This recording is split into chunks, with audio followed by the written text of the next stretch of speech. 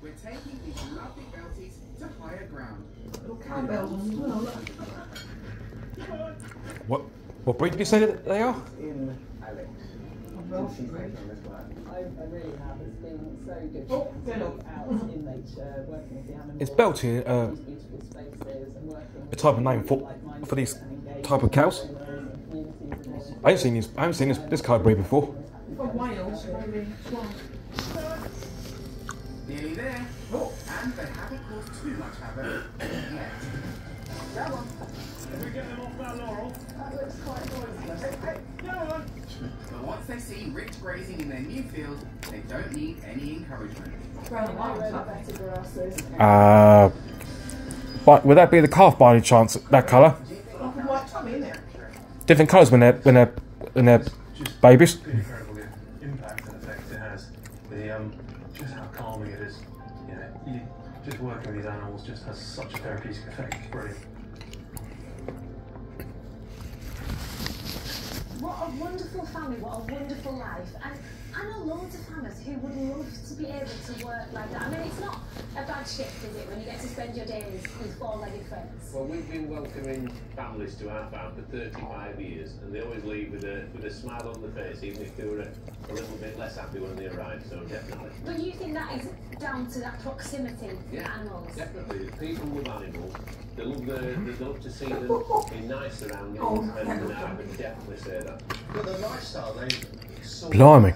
to immerse themselves. Some of the ram's horns never blow my mind. Or what they grow. You cannot really put a price on the value of just being around livestock. I saw the joy in your face when you were wording those loud. You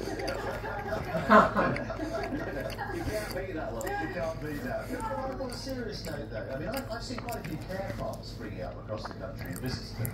And again, it's all about getting us all to engage from wherever we come from with animals and understanding the benefits of it. And what a great story. Alex and Emily certainly know that if you look after the land, it looks after you. It's something that is important to you as well, Sean, isn't it? Yeah, I mean, I think everyone who watches the Yorkshire Vet knows that I love animals on all sorts of different levels. I go to work every day to treat them, to work with the clients as well, because, you know, they love the animals as well, but I have lots of animals of my own at home because the same reason. I think there's some human instinct in most people that there's just a core instinct that you want to look after your animals and it brings something out in you. That story, I suppose, is focused, you know, around livestock and their love of farming and their understanding, they're learning farming, aren't they, really?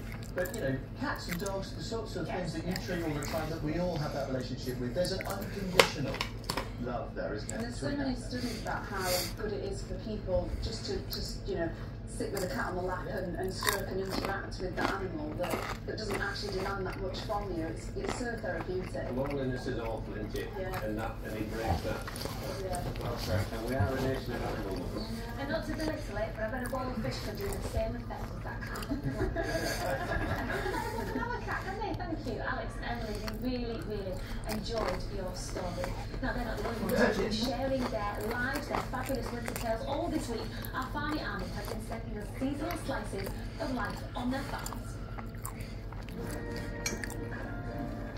Hello, Mr. Smart. We're Helen and Magnus, and we farm in the wild hills of East Lancashire. Hello. Back in the spring, she was massive. She went on to have 5 babies. 4 have survived. Sage and turmeric, they were born tiny. And we took them into the kitchen and bottled their fed for a while. Our grandma in spring did 5 lambs. Gorple here needed a cesarean to get her calf out. This is Gorple's calf, Holden. She's just over 6 months old now.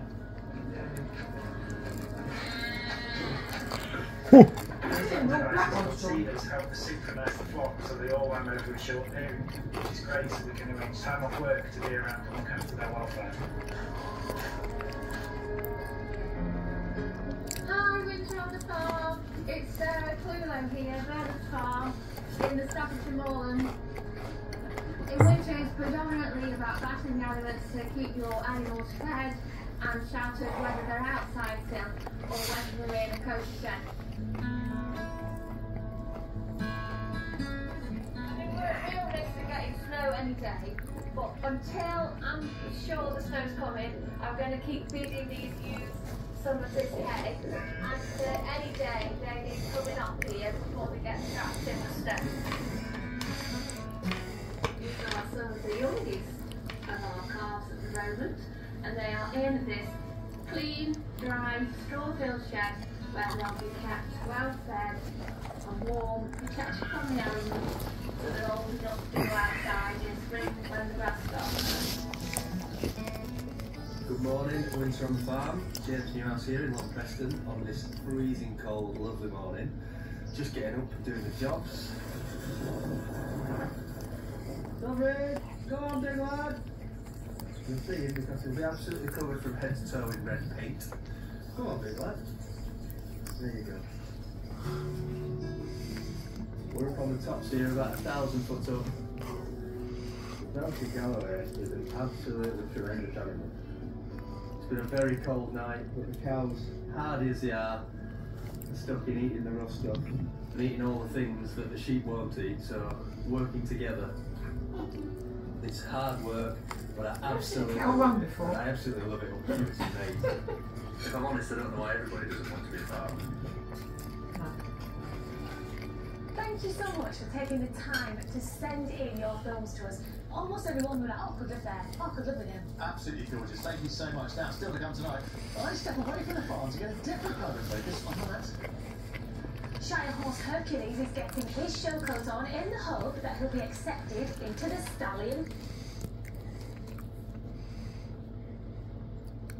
This is M&S. Bon appetit. Welcome back to the Nicholson family farm in South Yorkshire with me, him, and a newest addition to the family army, Stanley the Appaloosa alpaca, coming in for a close-up there.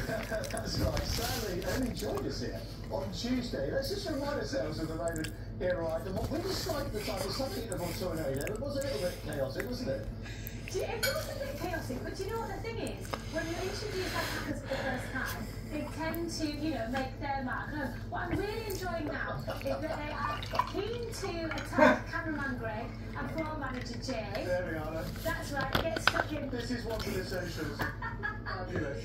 Absolutely fabulous. Putting all that behind the scenes stuff in your socials. We spend half of our time going, here's a selfie of us and alpaca, and I don't care. But of course, we've all got one of these in our pockets. We can take great pictures all over the place whenever we like. And you've been reading that this week with so many of the pictures and films that you have been sending in. But sometimes it's nice to go old school, isn't it, and do things the old-fashioned way. Recently, I dusted off my old camera and headed up to Cumbria to meet an award-winning photographer. There are times in these long winter months when the low sun bathes the landscape in perfect golden light. And on a crisp... I wouldn't mind looking at that. Wouldn't mind looking at a view like that for on a holiday. Look at that view. So I've come to meet professional photographer Amy Bateman, who is renowned. So when you're at Pi, you got this wonderful place. Amy, how are you? I'm alright, thanks, Bill. Very nice to see you. you got flipping Amy took up photography 7 years ago, documenting life on the family farm. you got all stunning views of the valleys, obviously below. Found acclaim, and this atmospheric photo of lambing time won her the British Life Photographer of the Year award 4 years ago. I'm just an enthusiastic amateur, so I'm hoping that she'll help me hone my camera skills. We're just in our farmyard at the minute, and I always find photographs wherever I go. This to me is a perfect place to start. This is our woodshed. Lovely textures, and the light on the stone, the piles of wood inside. That's half the battle, is seeing the light, seeing the textures and thinking, okay, I can make an image there. We can add extra elements to your image to help bring out the story. So somewhere in here, we've got an axe. Oh, perfect. Wait that in there. Nice. In there. And then a pair of gloves. Might suggest that the work's just been done. Now, I know they're very bright, but actually we could convert the whole image to black and white. That would just pop otherwise in a colour image. But also in black and white, all these lovely defining shadows would really pop out. Black and white has a feel of nostalgia about it as well, which quite on a farm works really well. With tips on light, texture, storytelling and composition already in the plans, this really is a steep learning curve. But I'd love to photograph some animals. So we're heading off to find Amy's husband Colin moving some sheep. This will be a journey they've made many times before, isn't it? Where they're going. I've got a shot of the dog running. Your lens is a bit funky with mine. Yeah, I can come in and get a bit of an environment. You get the animals, you get the dog, you get the dog. And if they colour. Where's the cookie set? For God's sake, I didn't have a very good night last night. It's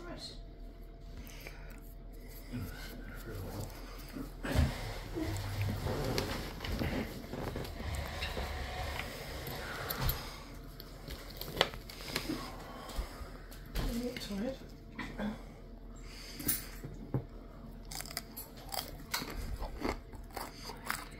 Give it this brown. The light.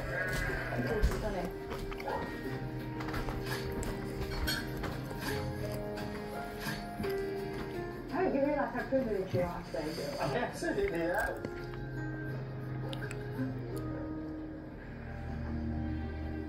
Next, as I'm in such a magnificent location, I'm keen to have a go at a landscape shot. So Amy suggests getting some height, and that means what you do when it get out to her favourite viewpoint on Lambrick Fell. You weren't wrong, Amy. Climbing to the top of the farm is worth every single step. What an astonishing view. And over there, Helvellyn with a bit of snow on it. Amazing. The landscapes up here motivate me the most because there's so much going on. To make your images stand out, you've got to make people just spend that a little bit longer looking at your picture. Now the way you can actually do that is you get the eyes to on the journey. In photography, we have something called leading lines. Yes. In the countryside here, we've got loads of leading lines. The track we just walked up takes you right through to that peak in the far distance, doesn't it? That's right, and that's Kentmere Pike. And to me, that feels like it should be in portrait, if you will. Yes. To actually mean that it focuses you right through the centre of that picture. This low winter's light and the way the shadows are creeping across the landscape through every undulation, every hedge line, every wall. It's just fabulous. There is so much I have to learn, but you have clearly learned it and mastered it, Amy. What a day. What a day. The Cumbria landscape looking absolutely sensational. I've gone on and on about that, but I'm biased. It's my neck of the woods. But what a place for you to grow up in. What a place to live. I mean, yeah, it looked gorgeous. And, you know, at this time of year, let's face it, it is hard to take the graphics because the weather, actually, despite the fact we all made about it, hasn't been bad. Blue skies, crisp frosty mornings. What was it? I feel like you've got the short straw because I'm having a nice, relaxing cuddle with Sapphire here. Yeah, well, Midnight Beauty is a little bit anxious with all of these lights, but she is looking absolutely gorgeous and growing apace. But yeah, thank you to our Farmy Army for very kindly sending in some of your pictures that you've taken this week. So we have a look at these. What do you think of that, Hannah? Oh, sensational. You take some nice pictures, didn't you? The sunset.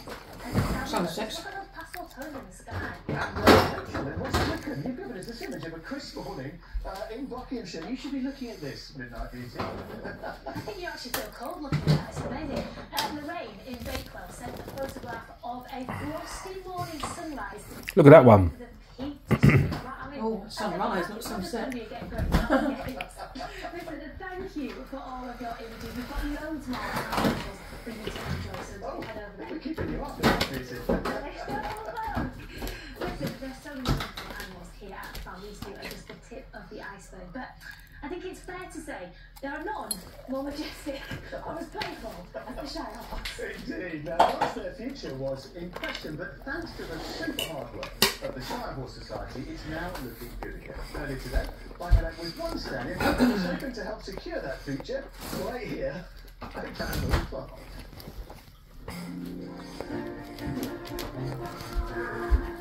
Ruth, I can't believe how beautiful Hercules is. And to think he's not yet fully grown, but already he must be, what, 16 hands? 16 hands, yeah. There'll be a big one in the And the colour of his coat is just fabulous. Do you think you keep this or will you grow out of it? I think I'll probably go a little bit darker on this back, but I think I'll keep the majority of this grey. And when we first came here, what, 3 years ago, you had 3. Yeah, I did, yes. Now you've got 9. Hercules makes 10, and this Hercules is his first stallion. You didn't breed him though, did you? No, Hercules come with Sapphire from there, and we've grown on, we've weaned him off, and we thought, do you know what, he's a fantastic animal, he looks well, let's have a go and see if we can get him stallion, that's what I think. The amount of time that you put into these animals, all of that pays off. The more you do, the more you get out. But, you know, they're nonetheless still at risk of declining further, and that's why I think what you're doing here at Cannibal Farm is really important. That's right, Jules. I mean, we are a Shire Horse breeding centre, and obviously we want to promote the breeding health. It's not an easy thing, and it's full of risks. We are learning as we're going along, but unfortunately the breed is not stable yet. We're also to have a stallion, to have the mares, and keep the beef full so we conserve that breed. Yeah, amazing. So it's all good to see Hercules here. Good boy. Very, very well behaved. Getting bigger by the day. Absolutely beautiful. And have a look at Hercules. Magnificent is almost an understatement. Absolutely stunning. He's looking absolutely gorgeous. So the plan for Hercules is to become a breeding stallion next year. But in order for him to do that, he has to be officially certified by the Shire Horse Society. And to find out about his chances of making the grade, we have a very special guest with us tonight. It's judge and former stallion inspector, Chris Malkin. Thank you for joining us, Chris. Thank you for having me. Very nice. Very, very nice. Yeah. I mean, I had no idea that this happened. We talk a lot about, you know, the Shire horse breed being in danger and how important it is to look after them. But you don't let any old horse breed, do you? No, we certainly don't. No, he has to make the grade. Simple as that. And we should say as well that you are a former inspector, which means you're able to join us here tonight, because the inspection happens in the new year. That's right. And you won't have a part of that, so you're not biased. So January, when he goes for the inspection, what will he need to demonstrate to pass? Especially, well, we're watching the walkout a minute ago. Make sure he's walking straight and trotting straight, no crossing legs everywhere. Basically, he's got excellent. Look into the future. That's right. Yeah. He needs to be a certain size at this age to pass. I'm jumping in on that because you said he's got everything that he needs to have. You mean the breeding capacity? Yes. Yeah. Basically, yes. But that's important. There's no point certifying what he's got. Absolutely. So we're looking at the way he looks. We're looking at his temperament. That's right. Let's see him walk out, shall we, Ruth? Right. What do we need to see from Hercules? As I said, we don't want him. That's what before we go away. We don't want him to be swinging legs round. We call it stirring the teeth. So you want nice confirmation? Yeah, nice straight line. Yeah, nice straight line. And a nice top line between his withers to his. Yeah, that's right. Yeah. I'll actually a well set tail up on his bottom. And I suppose temperament. I mean, Ruth puts a lot of time into these animals. You know, being with them, getting them used to her, getting them used to all the action here on the farm. But that's so crucial, isn't it? Of course it is. He's a huge horse. You need a horse basically that you can handle. And one that's gentle with the ladies when the time comes. Yes, of course. Yeah, we don't want him being. But he's quite a specimen, though, isn't he? Because it would be so easy for. I mean, look at him compared to them. Just pass anybody who's capable of breeding, but you don't want any faults getting into the breed. We don't need the faults getting into the breed. And there are certain faults that are there, and we're trying to rule them out. But as I understand it, there are less than half a dozen grey Shire stallions in the country. Well, that's right, yeah. There's 5, I think there's 5 or 6. And even less, well, not even less mares, there's about 120 mares. Now, in fairness to your professional world, I'm not going to press you to try and grade him at the moment. What do you reckon? But there is, within the Shire horse community, a real buzz about Hercules, isn't it? Well, there is, yeah. But, you know, he's got 8 weeks to go now. Okay. What should Ruth do with him between now and the inspection to help get him over the line? Just carry that on, really. The inspector needs to be able to go down through these legs. To touch him basically, when he's jumping all over the place and you can't touch them. It's not very good. And we can grab a word from Ruth if Hercules is going to perform. I mean, what's your sense, Ruth, going forward? Now you've had a chance to talk to Chris and he's cast his eye over him. How confident are you? I'm a lot more confident than I was, but again, it all depends on how it does on the day and everybody what the inspectors think. So yeah, it's fingers crossed. But I'm a lot more confident. Huge loss for the partner. I mean, he's a. Amazing, absolutely amazing. I hate it. I mean, if he got disturbed, he'd be a huge handful. If he didn't pass, we'd still love Let him. know how big he is. He'd stop here, and we'd find another use for him. Okay. So, but yeah, it's not the end of the world. Obviously, we'd be a bit disappointed, but yeah, we'd be one of them. We are crossing everything. Whose cause, you know it. Thank you for your expertise. Thank you. So there's not many grey shires at all. Oh, 6 the whole country. Hanging on Chris is everywhere, reassuring Hercules though, it's beautiful to see. Now, still to come. We sent the boys off in search of... He's only one of 6 in the whole UK. On an extra special adventure. There you go away. I can imagine his price tag. Cool. Blimey.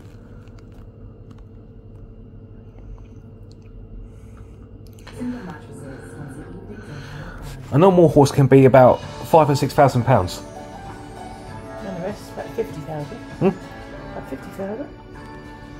Welcome back to the final part of this year's Winter on the Farm. Now, do you know what? This time of year, it can feel like a challenge to get out. Not as much as that, surely. The weather can be bad. They're We breeder have ones. definitely had every type of weather They'll this come week. from special. I mean, that's a price. That's the price for an SUV. 50,000. Not a flipping horse. We know people think, oh, I should stay indoors. However, we love the chance to come together, to jump on that sense of community and friendship. And that is what it's all about.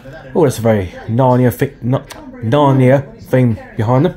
Lamppost. Something so Christmassy, well, it almost puts Santa's grotto to shame.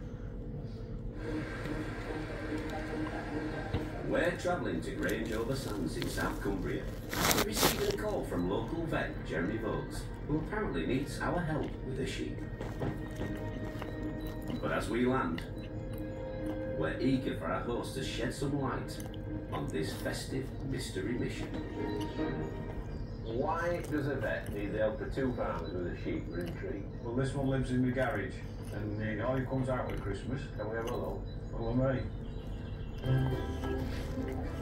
As the garage door arches open, soon everything finally becomes clear. Fancy light. Now it makes sense. So where do you want it put in? Round the front of the house, please, lads? Bloody, it's none of the roof. For most Christmases over the past 20 years, Jeremy's been transforming his home into one of the most dazzling in the whole of the UK. Swing around, did it? Swing around, Rob. That's it. Using a centrepiece nativity scene, it takes 2 months to set up this festive extravaganza. 2 shepherds together. What's more, Jeremy's so far raised £34,000 for the children's charity, the NSPCC. Cool. Flipping hell. For a good cause. Look at that lot. Sort of gave us a free licence to go a little bit crazy, really. Your bulbs everywhere. How sustainable is it? It's something we're very conscious of, and as we've got bigger, we've cut down the amount of time that they're actually on for starters, but more importantly, most of them now are LEDs. We've either swapped the old bulbs out for LEDs, or got rid of them altogether and bought new ones. With all the lights prepped and set, A few cars starting to queue already. the local community, along with Jeremy's wife Mandy, is coming together for this great Christmas tradition. What a cracking turnout. It's full of people. Amazing, isn't it? And soon it's time for the moment of truth. 3, 2, 1. Jesus Christ. Cool. This is better than Blackpool. I can see our shepherd, Rob. It's lovely to bring the children to come and have a look at them every year. It's breathtaking. It's so beautiful. It's stunning. That is nice, isn't it? Jeremy, wow. Well done. What a cracking job. I can understand why it took so long to put all those lights up. Yeah, it's worthwhile, isn't it? Well, absolutely. Thank you. Thank you very much. I would not want to give me a thing about electricity bill on that lot. When people get excited,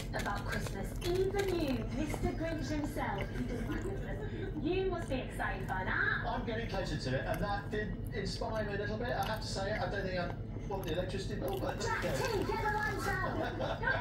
No, it's solar powered, it's fine. Listen, the thing we love about Christmas is that coming together with friends and family, we can celebrate how much joy animals give us. So we thought it only right for the final part of our final show this week to celebrate Saxon. I mentioned the show that had a dog almost as big as an elephant. I wasn't fibbing. Well, how lucky is Saxon to have Mum a vet?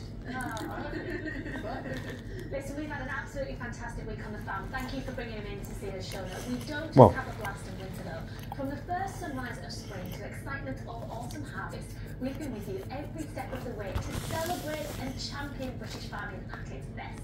What's been your favourite moment this year, Jules? So many to choose from, but I have to say, our recent encounter with the lot was probably not my favourite moment, because only when I most dramatic. I mean, just watching it's just laugh out loud. I mean, it was chaotic. It was an important job, but my goodness me, what a lucky job, but lads, we share some experiences, don't we? I shared your washing. You did. In fact, what you don't know is that Rob and I shared the shower. There you go. That's another story. She's there. There's an image you can't see. What about for you guys? Because, you know, we've kind of jumped onto all your moments this year, the good, the bad, and everything in between, but what have you particularly enjoyed? Well, Murphy winning at the Penistone Show was a great moment, and I've got high hopes for him next year. And a lovely reminder of the summer there, but Ruth, you also did well at the Penistone Show. Yeah, we did. Hercules come first. I'm over the moon for that one. I think that is the best thing ever, really, to have a stallion, a young stallion like that come through as a yearling. Absolutely. And now we're looking forward to him hopefully passing the inspection in the new year. Fingers crossed. Yeah, what a year for him. But you need those reminders of summer in these dark, cold winter months when it is a challenge to come out and look after and make sure everything's thriving. But that's what you do it for, isn't it? Yeah, definitely. I think the Penistone Show was a brilliant family day, and seeing Hercules, you know, win that trophy, and I realised that he might be the horse of our lifetime, and the look on Ruth's face when she won was a lovely moment. We can't wait for spring to see what happens, but what about you? What's your favourite? Well, you mentioned spring. For me, I just love all the new arrivals. I love it when the lambs enter the world. And I mean... Oh, here's you, lambing. Yeah, no, you guys are so gracious. You're always like, okay, if we want to get involved, if we need to get involved, we can. I don't know, it's just such a privilege to be able to be on hand when those little lambs enter the world. Do you know what? We mentioned Saxon at the start of this. He's having an absolute field. He looks all the attention. Yeah, he's made friends with everyone needs to wear. Oh, I mean, how couldn't he? I mean, look at him. He's a really big bear. He's fabulous. I've gathered that I'm not getting invited next year. It'll just be Saxon. Nobody he teases he's going to steal one of the animals. You couldn't sneak off with Saxon. I've got a couple of miniature donkeys in the book already. Now then, we have had some amazing memories, of course, from what's been another challenging year for many of us. But Rob, Dave, thank you as ever for having us round at your place. We love to be here, and we do know how much it means to you to share the farm with everybody out there, with our farming army, but it also means a huge amount to us and all the crew. I just love watching you guys at work because the love and the passion that you pour into these animals, all of you, it's just a joy to see. So cheers to you guys. Thank you. Cheers. On behalf of the Farming Army, keep doing what you're doing. We're not quite finished for 2023 yet though. We still have a very special Christmas show for you next Tuesday night, 9 PM. We're getting an hour and a half. 90 minutes. A full 90 minutes of merriment on the farm. And you'll see me visiting a master craftsman who's carved out literally a career making a traditional present that's been on the top of many a child's Christmas list for years. Absolutely beautiful. And Tim Bilton turns a Christmas pudding down to 11 with his alternative take on the traditional treat. He's still doing a victory lap after beating those machines. It was like custard. And the Yorkshireman David Melody takes a trip to the Cairngorms to help out with the UK's only herd of free-running reindeer. Do you know what? That is an absolutely beautiful visit to one of the best parts of the country, so don't miss that. As it's a Christmas party, we'll be joined by a whole host of special guests. I think the big man himself is coming. I don't mean JB, I mean the man in red. Next Tuesday, 19th of December at 9 PM from all of us here on The Farm tonight. Thank you for watching. Thank you for your company. Stay safe, stay warm. We will see you then. Good night. Good night. Cheers, Saxon. Oh, look at those. So as Jules and Helen have just been saying, we were festive in 90-minute special with them in Brand New Christmas on the Forum festive at 9. And Brand New tomorrow at 9, think picture perfect villages and chocolate love. As he purported to be. And so,